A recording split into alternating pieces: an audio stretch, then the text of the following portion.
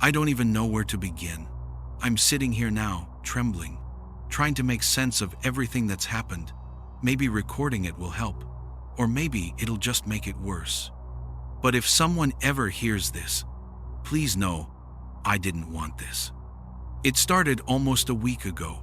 It was late, maybe 2 in the morning. I was in the kitchen getting a glass of water when I felt a cold breeze brush my neck, even though all the windows were closed. Then, out of the corner of my eye, something moved. A shadow slipping along the far wall, fluid, but not quite human. I froze. The shadow stopped and twisted into a shape, a grotesque mockery of a man hunched and contorted with eyes that burned like cold embers. Then it vanished, just like that, leaving me staring at the empty air. I blinked and shook my head, trying to convince myself I was imagining things. The next few days were worse. The noises got louder, more violent. At first it was just knocking and banging, but then objects started moving on their own. I'd hear dishes clattering in the kitchen, or books falling off shelves, even though I was the only one home. I checked the locks every night. Windows were shut tight. No explanation. Just something angry. The other evening, though, was the worst. I was lying awake, eyes fixed on the ceiling, heart hammering. It was around 2:13 a.m. because I glanced at my phone right before it started. First came the tapping. Slow, deliberate, like fingernails on wood. I froze, afraid to move. It was coming from the living room. I didn't want to get up, but the tapping grew louder, faster, almost frantic. I got up. As I shuffled through the dark hallway, the cold hit me like a wall. It wasn't just the winter chill. It was something else, something heavy, pressing down on my chest like an invisible weight. I reached the living room and flicked the light on. Nothing was there, but the tapping continued, now coming from the fireplace. I stared down into the blackened hearth and saw the bricks shift. One brick slid out quietly, and a long scratch scraped across the floor. The sound was like nails dragging over bone. I yelped and stumbled back. The light flickered and died. Darkness swallowed the room. Then came the laughter, low and guttural, but unmistakably human. It echoed from the walls around me, bouncing and distorting. I swear, the walls themselves were mocking me. I grabbed my phone for light, but the screen went black, dead. I was plunged into a darkness so thick it felt alive, breathing, watching me. Suddenly, the temperature dropped even further. The air was stale and fetid, like a tomb. Then the knocking started again, but now it was all around me, inside the walls, the floor, the ceiling. It was relentless. I covered my ears, but it seeped inside anyway, rattling my bones. And then the voice came, whispering right into my ear. Leave. Leave. Before it's too late. I spun around, but no one was there. My breath hitched. I could feel it right behind me. Suddenly, the coffee table flew across the room. It smashed into the wall, showering glass everywhere. I leapt behind the couch, heart in my throat. The air rippled, and I saw it then. A shadow flickering in the corner of my vision. A figure, barely human, twisting and writhing. It was more than a shadow. It was pure malice. I don't know how long I stayed frozen there. Minutes, hours, time lost all meaning. Eventually, the noise stopped. The darkness receded a little, and the air warmed slightly. But the feeling didn't go away. That terrible sense that something was inside me, under my skin. I tried to leave the house this morning, to get help, but the door wouldn't budge. No matter how hard I pushed or pulled, it stayed shut, sealed like a coffin. And then the scratches appeared on the walls around me, deep gouges made by something sharp. They weren't there before. They traced symbols I didn't recognize, twisted lines, circles, and spirals. I'm trapped. This thing won't let me go. It's feeding on my fear, growing stronger with every heartbeat. Since then, I haven't slept. I doze in fits and bursts, but each time I close my eyes, I see it. That twisted figure crawling just beyond the edge of sight, laughing that horrible laugh. Sometimes it reaches for me, or I feel invisible fingers dragging across my skin. Every time I move, something in the house responds. A chair slides back, a window slams shut, the lights flicker violently. In the morning, I woke to find my bedroom walls scratched with more symbols. I tried to clean them, but the marks burn into the paint like acid. They pulse, like they're alive. The house itself feels different. The air is thick, suffocating, as if the walls have absorbed some ancient evil. I can hear it moving inside the walls, like something breathing, waiting. I screamed last night, screamed until I lost my voice. The sound only made it angrier. It threw my lamp across the room so hard the bulb shattered against the wall. I'm so tired, but I'm terrified to sleep. I don't know what this thing wants from me. I'm starting to feel like I'm losing my mind, but I know it's real. I can feel its presence crushing my soul. I'm recording this because I don't know how much longer I have. The shadows grow longer. The scratches spread like veins across the walls and now across my arms. I can't stop it. It's inside me now. It whispers in my mind, telling me terrible things, threatening me, promising pain. I'm losing control. If you hear this, don't come here. It won't stop with me. It's waiting for you next. I moved into the old house on the edge of town, hoping to find peace. After years of relentless noise, deadlines, and people, I craved silence, the kind that presses down on you until every breath feels heavy. This house was supposed to be a fresh start. It was cheap, and I was desperate for anything that didn't remind me of the mess my life had become. The first few days passed with nothing unusual. The house creaked and groaned like any old building, and I guessed the noises were nothing but the wood settling. But on the second night, I noticed something strange. A soft, eerie melody floated through the hallways. Barely audible, I thought it was the wind sneaking through the cracked windows. Then I realized it wasn't the wind. It was a little girl singing. At first, I caught only fragments of a song. It was tuneless. Hush, little darling. Don't you cry. The voice was thin, fragile, like a thread barely holding on. It drifted just beyond my bedroom door. I sat up in bed, skin prickling. The sound pulled at me, something not quite right but impossible to ignore. I grabbed my flashlight and opened the door slowly. The hallway stretched ahead, dim and shadowed. The singing stopped. No one was there. I locked the door and tried to steady my breathing, but the feeling of being watched lingered. Over the next few nights, the singing grew louder, and the melody changed. It wasn't always the same song, but always the same voice. Soft, tuneless, haunting, like a lullaby sung by something that shouldn't exist. One night, as I passed the living room mirror, I saw her. A small girl standing at the far end of the hall. She wore a faded white dress that hung loosely from her thin frame, the fabric stained and torn. Her hair was tangled and matted, draping over a pale, expressionless face. But it was her eyes, empty, deep hollows, that froze my blood. She sang the same chilling lullaby. Hush, little darling. Don't you cry. The stars are watching from the sky.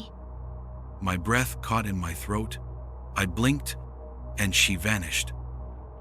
I told myself it was exhaustion, imagination fueled by loneliness, but I couldn't shake the feeling of dread. During the day, I tried to research the house's history. The realtor was tight-lipped. Neighbors avoided eye contact and murmured warnings. An elderly man across the street whispered that the house was cursed. He told me of a little girl who had lived there decades ago, who vanished one night, never to be found. I felt a cold knot tighten inside me. The nights grew worse. The singing was constant now, echoing through the walls, always just out of sight. Sometimes it came from behind me, so soft I had to strain to hear. Don't cry. Don't cry. Come back and play. There were footsteps too, bare, quick, and light against the wooden floorboards. I'd whirl around, heart hammering, but no one was there. One evening, the appliances began to turn on their own. The radio, the television, the cooker, and my computer burst into life. I lunged for the knobs, but they spun wildly, resisting me. Suddenly, the kitchen lights exploded, showering me with glass shards. I hit the floor, gasping, blood warm on my skin. The air chilled, thickened with something unseen, and the singing returned, closer than ever, wrapping around me like icy breath. Stay with me. Forever and ever and ever and ever. I fled the kitchen, slamming the door behind me. But the house seemed to close in, walls breathing with dark hunger. That evening, I woke to find myself in the basement. No memory of how I got there. The door was shut tight above me, the air damp and cold. In the beam of my flashlight, she appeared again. Closer this time. Her dirt-streaked face was stained with old tears, eyes wide and empty, fixed on me. She reached out a hand, voice barely a whisper. Stay with me. Frozen with terror, I couldn't look away. Her face twisted into a cruel smile. Then she dissolved into the shadows. I burst through the front door into the fresh night air outside and left. I didn't look back. Since moving out, the nightmares haven't stopped. The girl's voice lingers in the silence before sleep, fragile and persistent. Hush, little darling. Don't you cry. Sometimes, I catch glimpses of her in reflections. Dark eyes staring back from the corner of a mirror, or the faint outline of a small figure disappearing down a hallway. I don't know what she wants, but I fear it isn't peace. I fear she wants me to stay forever. I don't believe in ghosts. Never have. That's why I laughed when the realtor casually mentioned the house had a bit of a history. Just stories to scare off the weak, I told myself. The truth is, I was desperate for a fresh start, and this old house, with its creaking floors and peeling wallpaper, seemed like the perfect place to disappear. At first, everything was normal. I unpacked, settled into a routine, and tried to ignore the house's age. The subtle creaks and groans at night felt natural, like the settling of old wood. But then, the strange things began. It started with objects moving on their own. A glass sliding a few inches across the kitchen counter, a book lying open on the floor where I hadn't left it. I rationalized these away. Drafts, maybe. Then came heavier things. The kitchen chair tipped over when no one was near it. A picture frame smashed without cause. My unease grew, but I tried to convince myself it was my imagination. Stress does that, makes you see things. One night, I was lying in bed when I heard something behind me, a faint swooshing noise. I froze. Slowly, I turned my head toward the darkness. There was a shadow shifting just beyond the reach of the dim light filtering through the curtains. It wasn't human, more like a blur, a black smear against the walls. My common sense told me it was a trick of the light. But then the air turned cold. A chill crept over me, sinking into my bones. My breath hung in the air, visible like smoke. I felt it before I saw it. The house had become a cage. The next morning, I found marks on my bedroom door. Deep, angry marks gouged into the wood, fresh and raw. I didn't remember any accident, no reason for them to be there. As days passed, the house grew more hostile. Doors slammed shut when I tried to open them. Lights flickered uncontrollably, plunging rooms into darkness before bursting back to life. Heavy objects would suddenly crash to the floor. Once, an entire bookshelf toppled, burying me in a pile of books and dust. I started locking myself in my room at night, but even then, the sense of being watched was suffocating. The shadows seemed to pulse, alive with some malicious will. I'd catch glimpses of something in the corner of my eye, a shifting, faceless shape that vanished when I looked directly. My phone vanished for days, only to appear inside the fridge. My keys turned up inside my shoes. It was like the house was playing games with me, tormenting me. One evening, the worst happened. I was cooking when suddenly the stove knobs began to turn on their own. Flames flickered, threatening to ignite the curtains. I lunged to turn them off, but the knobs spun wildly, resisting my grip. Suddenly, the kitchen lights exploded, shards raining down around me. I stumbled back, heart hammering. The temperature dropped, and the air grew heavy, oppressive. From the darkness, a low sound vibrated. Not quite a voice, but a guttural growl filled with rage. I ran to the living room and saw it. The darkness took shape, an indistinct figure, twisting and writhing like smoke caught in a storm. It had no face, just an abyss that swallowed the light. It pressed toward me, and I felt a crushing weight in my chest, like it was trying to squeeze the life out of me. I screamed, but no sound came. My vision blurred and the room spinning. I collapsed on the floor, desperate to crawl away, but invisible hands seized me, dragging me across the floor like I weighed nothing. I was trapped. Days later, I found myself in a daze, unsure of how long I'd been there. My body ached, bruises blooming like dark flowers on my skin. The house seemed to pulse with dark energy, alive and hungry. I called a priest. When he entered the house, his face went pale. "This is no ordinary haunting," he said quietly. "This is a poltergeist, a violent force born from rage, pain. It's tied to the house's past." He sprinkled holy water, but the house responded with fury. The walls seemed to bleed, dark stains spreading like ink. The priest fled, his prayers swallowed by a scream that echoed in my mind. Alone again, I realized it wasn't just the house that was haunted. It was me. The poltergeist clung to me, following me wherever I went. It whispered terrible things inside my head, dark secrets, threats I couldn't escape. In the silence of my new apartment, objects shift inexplicably. Lights flicker, shadows stretch and twist, and a cold presence brushes against my skin. I'm writing this now because I don't know how much longer I can hold on. If you ever hear the sound of something breaking in a room that's empty, if your possessions move without reason, if the air grows cold and heavy with unseen hatred, run! Some darkness doesn't die with a house. Some darkness never lets go. I bought the house because it was cheap, and because I thought the stories were just that, stories.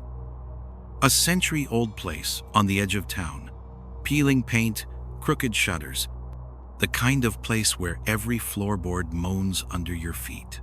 The neighbors said it had a reputation. I guess they were superstitious. The first odd thing I noticed was the staircase, 12 steps from the ground floor to the landing. But sometimes there were 13. The first week, I counted them every morning. Sometimes there'd be 12, sometimes 13. No missing boards, no repairs overnight, just different. I laughed it off, told myself I was tired, distracted. I stopped laughing the night I heard someone walking up them. I was in bed, reading. Midnight. The sound was slow, deliberate. One step, creak, pause. Another step, creak. I got up, thinking maybe a burglar had broken in. But when I looked over the railing, nothing. Empty stairs. No one there, except there was a 13th step again. The air was colder around it. My breath came out in pale streams, even though it was warm everywhere else. Something about that step made me feel uneasy. Over the next few days, things escalated. Doors would slam when I was alone. The fridge would rattle violently. Glasses slid across the kitchen counter as though pushed by invisible hands. I'd find furniture moved slightly, just enough to notice. It was all annoying, but not terrifying, until the moaning started. It came from inside the walls. A low, slow, agonizing moan. Pause. Then another. Sometimes upstairs, sometimes behind me, sometimes right next to my ear. The sound would follow me from room to room. I could never find the source. One night, I woke to find every light in the house on. I went downstairs to shut them off, but the moment I stepped onto the 13th step, every bulb in the house exploded. I dropped to the floor, ears ringing, tiny shards of glass raining down. In the pitch black, something brushed my leg. Not a scurry like a mouse, but fingers, cold fingers. I fled to my bedroom, slammed the door, and shoved my dresser against it.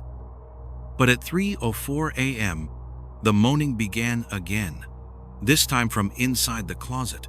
I didn't sleep at all. The next day, I decided to move. I packed my things and hauled them to the front door, except the door wouldn't open. The lock turned, the knob twisted freely, but it wouldn't budge, like something on the other side was holding it shut. I tried the windows, painted shut, every single one. That night, I heard the steps again, one by one. This time, they didn't stop at 13, 14, 15, 16. The sound was coming up past the landing, towards my room. My hands shook so badly I could barely hold the doorknob. I pressed my ear to the wood. Silence. Then, right against the door, a whisper. You live here now. I backed away, my chest tight, tears in my eyes. The door swung open slowly, on its own. The hallway beyond was empty, but the air was freezing. I could see my breath drifting down the hall, toward the stairs. Every instinct told me not to look, but I looked anyway. The staircase was gone. In its place was a black, yawning drop, like the space beneath the world, and something was climbing out of it. It was shaped like a man, but wrong. Its arms bent at unnatural angles, its head tilted too far, and its mouth stretched wide in a smile that seemed carved into its face. It was crawling toward me, step by slow step, hands slapping the floor with wet, deliberate sounds. I ran to the bathroom and locked myself in, and sat in the tub clutching a hammer I'd taken from the garage. Hours passed, then the moaning started again. Not on the walls this time, inside my head. It's been 3 days since then. I haven't eaten, I haven't slept. Every time I close my eyes, I'm on that staircase, counting steps, hearing it climb. Last night, I woke to find the bathroom door open. I know I locked it. The 13th step was there again, right in the middle of the floor tiles, not attached to anything, just sitting there. And I can hear it. One step, pause, another, closer. I think when it reaches me, I'll be gone. Maybe I already am. If you ever come here, count the steps. If you find 13, don't go up, because something will be waiting for you at the top.